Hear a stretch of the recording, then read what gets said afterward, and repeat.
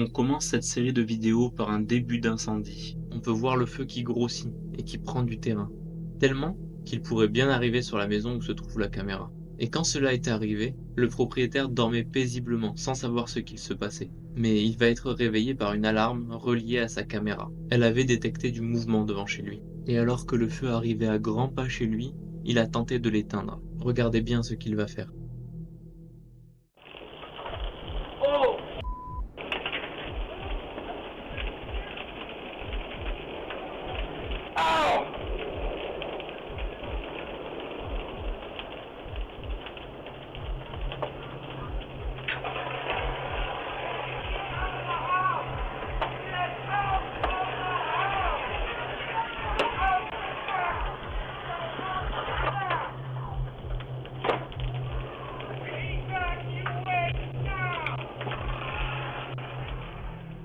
Mais quand il a essayé d'éteindre le feu avec son extincteur, il était déjà bien trop tard.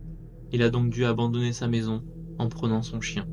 On peut probablement dire que la notification qu'il a reçue lui a sauvé la vie. Malheureusement pour lui, les pompiers sont arrivés trop tard et sa maison n'était plus qu'un tas de cendres. Dans cette vidéo, on peut voir une femme toquant désespérément à la porte d'une maison. On peut aussi voir qu'elle semble apeurée et qu'elle regarde très souvent derrière elle. Peu de temps après, un homme est apparu. Un homme qui lui voulait du mal. Regardons de suite ce qui lui est arrivé.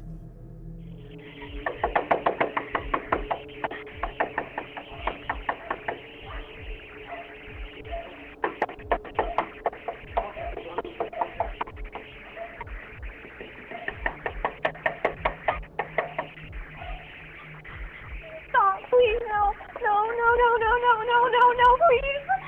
Stop.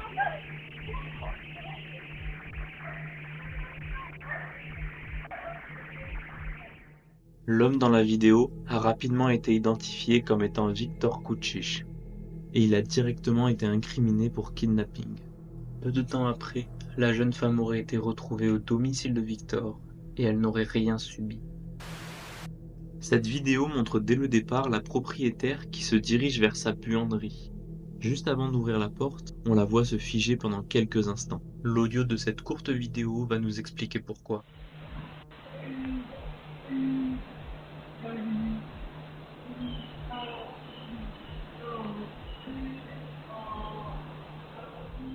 Une voix essaye désespérément d'appeler à l'aide, mais on ne sait pas vraiment d'où elle vient. C'est vraiment très perturbant. La propriétaire s'inquiète et pense que quelqu'un lui tend un piège. Elle a donc décidé d'appeler la police. I looked around. I didn't see anybody out on the road or any cars or anything. So I went back to my Ring video to make sure I wasn't just creatively hearing something.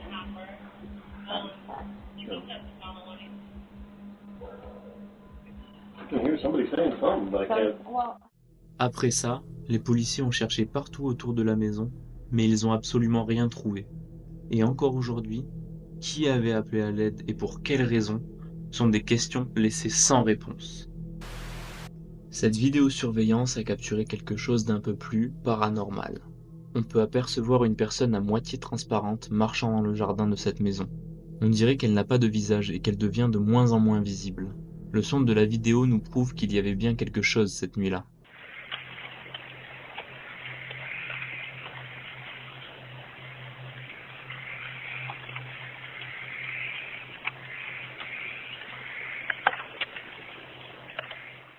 Après avoir regardé plusieurs fois la vidéo et avoir fait le tour de chez lui, le propriétaire n'a rien trouvé d'anormal.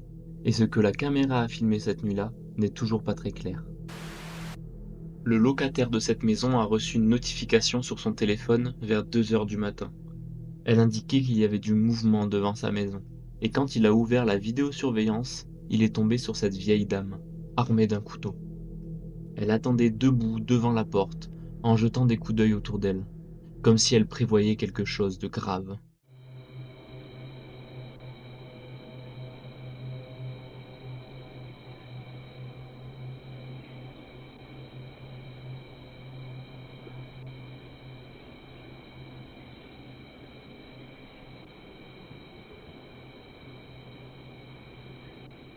Après quelques minutes, la femme a finalement voulu sonner à la porte.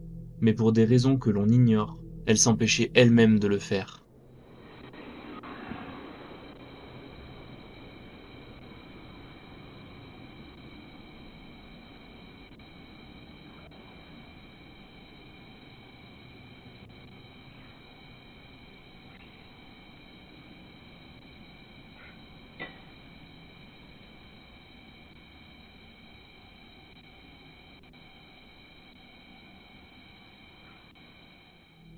Finalement, cette vieille femme n'aura pas sonné, et de toute façon, le locataire qui voyait ça en direct ne lui aurait jamais ouvert. Après avoir entendu sonner chez lui, le propriétaire a regardé sa caméra depuis son téléphone, et il pensait qu'il s'agissait d'un vendeur porte-à-porte.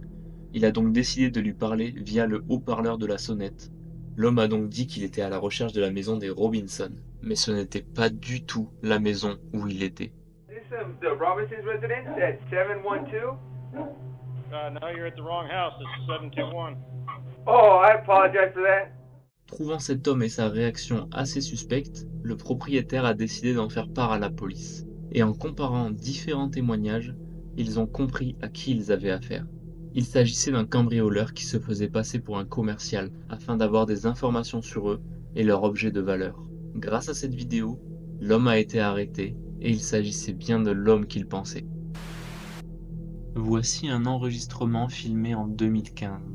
Au beau milieu de la nuit, un homme est venu à la porte de Matt, mais pour que cela soit encore plus étrange, il faisait semblant de toquer. Au départ, on ne comprend pas trop pourquoi il fait ça, mais vous allez vite vous rendre compte de ce qu'il se passe. À gauche de la caméra, on peut voir les phares d'une voiture, provenant du jardin de Matt. L'homme devant la porte serait donc là pour occuper les propriétaires, ou peut-être pire, les attirer. Mais il n'a vraiment pas l'air de vouloir le faire, et c'est pour cela qu'il faisait semblant de toquer. Il va même faire semblant d'avoir une discussion. Regardez ça.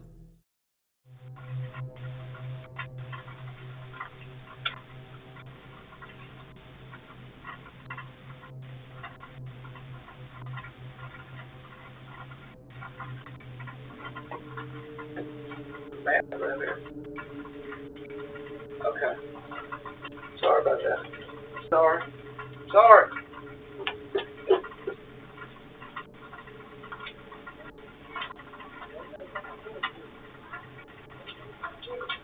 Après cette fausse discussion, il retourne voir le chauffeur à qui il dit qu'il n'y avait pas de Matt.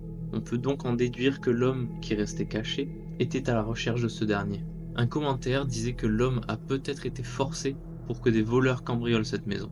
Mais refusant de faire une telle chose, il a prétendu parler à quelqu'un pour que les voleurs ne le fassent pas. Mais encore aujourd'hui, les motivations du chauffeur sont toujours inconnues. Pendant la folle période des clowns tueurs en 2016, cette vidéo a été capturée devant une maison, en pleine nuit. Quelqu'un dans un costume de clown s'est approché de la caméra. Il l'a fixée, la tête penchée, et avancé lentement vers elle. Comme ça, on dirait seulement quelqu'un qui essayait d'effrayer. Mais il y avait une petite chance que quelque chose de bien plus grave était en train de se produire.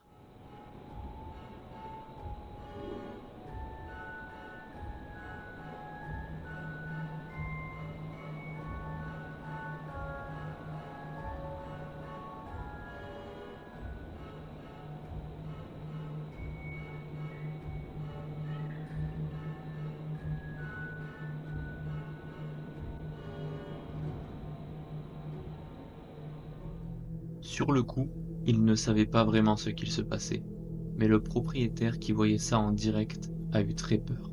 Il a appris quelques jours plus tard que le même soir, une personne de son quartier avait été frappée puis poursuivie par un clown en rentrant chez lui. Si vous avez aimé cette vidéo, vous pouvez retrouver d'autres situations effrayantes de personnes mal intentionnées que nous avons répertoriées dans notre épisode 1. Bye bye.